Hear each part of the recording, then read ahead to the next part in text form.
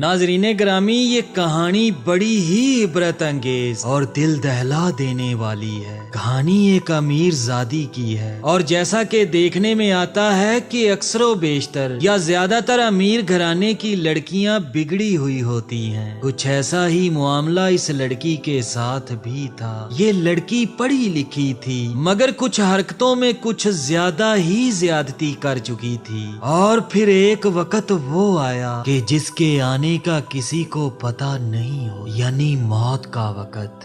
یہ لڑکی مر جاتی ہے، اور جو کچھ اس کے ساتھ مرنے کے بعد ہوا وہ بڑا ہی سبق آموز اور عبرت انگیز ہے۔ پیارے دوستو، عبرت حاصل کرنے کی غرض سے مکمل واقعہ کو سنیں اور بچیں ان گناہوں سے جن کے باعث اللہ کا غضب ہوتا ہے۔ واقعہ کا باقاعدہ آغاز کرتا ہوں۔ معزز احباب گرامی، ایک امیر آدمی نے اپنی بیٹی کو اعلیٰ سے اعلیٰ تعلیم دلوائی، مگر دینی تعلیم کا کوئی خیال نہ رکھا، حتیٰ کہ اس کو خوب مال و دولت بھی دیتا رہا۔ وہ لڑکی انتہائی خوبصورت تھی۔ اس نے اپنی خوبصورتی کو چار چاند لگانے کے لیے خوب فیشن کیا اور ایک فیشنیبل لڑکی بن گئی۔ وہ اپنے آپ کو خوب سنوارتی اور طرح طرح کی محفلوں میں شرکت کرتی۔ اس کے حسن و جمال کے خوب چرچے تھے اور اس کے فیشن کے بھی خوب چرچے تھے۔ ایک وقت آیا کہ کسی بیماری کے باعث اس کو جوانی میں ہی موت آ گئی۔ اس لڑکی کے باپ کو بڑا دکھ ہوا، اس کو بڑا غم لگا۔ اس آدمی کی بڑی تمنا تھی کہ بیٹی جوانی میں جدا ہو گئی، میں کبھی اس کو خواب میں تو دیکھوں کہ میری بیٹی کس حال میں ہے۔ لہٰذا ایک دن اس نے خواب میں دیکھا کہ وہ اپنی بیٹی کی قبر پہ کھڑا ہے۔ اچانک اس کی بیٹی کی قبر کھل گئی۔ وہ شخص کیا دیکھتا ہے کہ بیٹی بے لباس پڑی ہے۔ اس نے اپنے ستر کو چھپانا چاہا، مگر اس کی تو حالت عجیب تر تھی۔ اس کا سر بالکل گنجا تھا اور اس کی شکل عجیب و غریب تھی۔ وہ شخص یہ دیکھ کر خوف و ہراس میں ڈوب گیا۔ خوف و ہراس کی حالت میں اس نے اپنی بیٹی سے پوچھا، بیٹی تیرا کیا حال ہے؟ اس کی بیٹی کہنے لگی، ابو میں بے پردہ پھرا کرتی تھی، جب میں مرنے کے بعد قبر میں آئی تو میرے سر کو بہت بڑا بنا دیا گیا، پہاڑوں کی طرح۔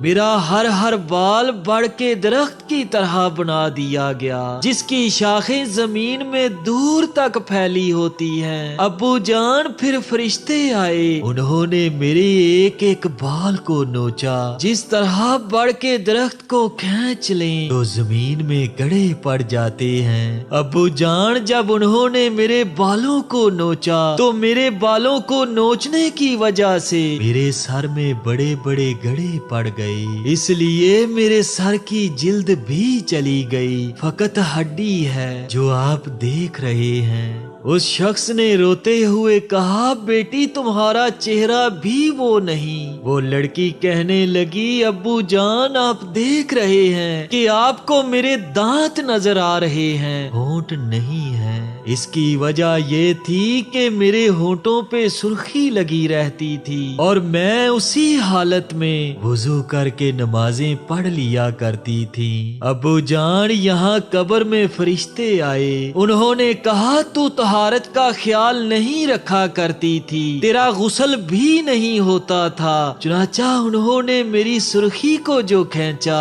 یہ سرخی میرے ہونٹوں سے چپکی ہوئی تھی۔ ابو جان، سرخی کے ساتھ ساتھ میرے اوپر اور نیچے کے دونوں ہونٹ بھی سرخی کے ساتھ ہی کٹ گئے، اس لیے آپ کو میرے صرف دانت ہی نظر آ رہے ہیں، ہونٹ نہیں ہیں۔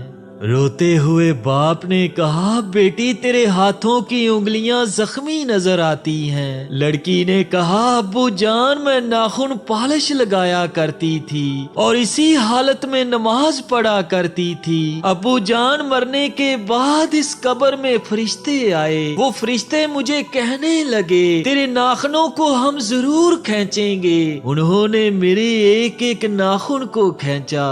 ابو، میرے ہاتھ پہ بڑے زخم ہے، میرے چہرے پہ زخم ہے، ابو جان میرے سر پہ زخم ہے، ابو جان میں بتا نہیں سکتی، آپ نے مجھے اتنی محبت دی تھی، میں نے جو خواہش کی ابو جان آپ نے پوری کر دی، ابو جان مجھے آپ نے اتنی محبت دی، میں تو غم و پریشانی کو جانتی تک نہیں تھی، آپ نے مجھے شہزادیوں کی طرح پالا، ابو جان کاش آپ مجھ پر ایک احسان اور کرتے، مجھے دین کی تعلیم بھی دلوا دیتے، ابو جان اگر آپ نے مجھے دین کی تعلیم دلوائی ہوتی تو میں مرنے کے بعد قبر کے عذاب میں گرفتار نہ ہوتی، ابو جان اس قبر میں نہ تو میں اپنے خاوند کو بلا سکتی ہوں اور نہ میں آپ کو کوئی پیغام بھیج سکتی ہوں، ابو جان میں یہاں اکیلی پڑی ہوں، فرشتے ہر روز آتے ہیں، ہاتھوں میں گرز ہوتے ہیں، وہ میری خوب پٹائی کرتے ہیں، ابو جان یہاں میرا دکھ بانٹنے والا کوئی نہیں ہے، ابو جان میرا یہاں دکھ بانٹنے والا کوئی نہیں ہے،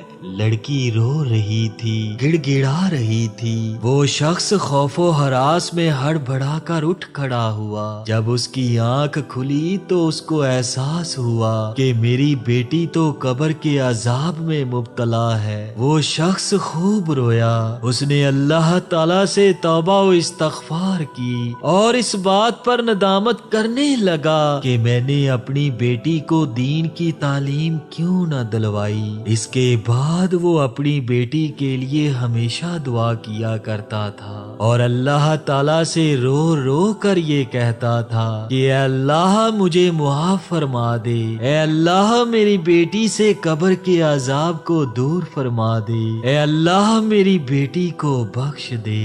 اس امیر زادے کو ہمیشہ یہ احساس ہوتا تھا کہ کاش میں اپنی بیٹی کو دین اسلام سکھاتا تاکہ میری بیٹی مرنے کے بعد عذاب قبر میں مبتلا نہ ہوتی اور جنت میں جاتی۔ اللہ اکبر۔ پیارے دوستو، جن بیٹیوں کو اتنے پیار اور محبت سے پالتے ہو ان کو دین کی تعلیم ضرور دو، انہیں حیا اور پردے کا ضرور بتاؤ، انہیں نماز اور روزے کی تعلیم ضرور دلواؤ تاکہ موت برحق جو ہر شخص کو آئے گی اس کے آنے کے بعد ہم اللہ کی شفاعت کے حقدار بن جائیں۔ اللہ تعالی ہمیں دین اسلام سے محبت کرنے کی توفیق عطا فرمائے اور تعلیم اسلام کے مطابق اپنی زندگیاں گزارنے کی توفیق عطا فرمائے۔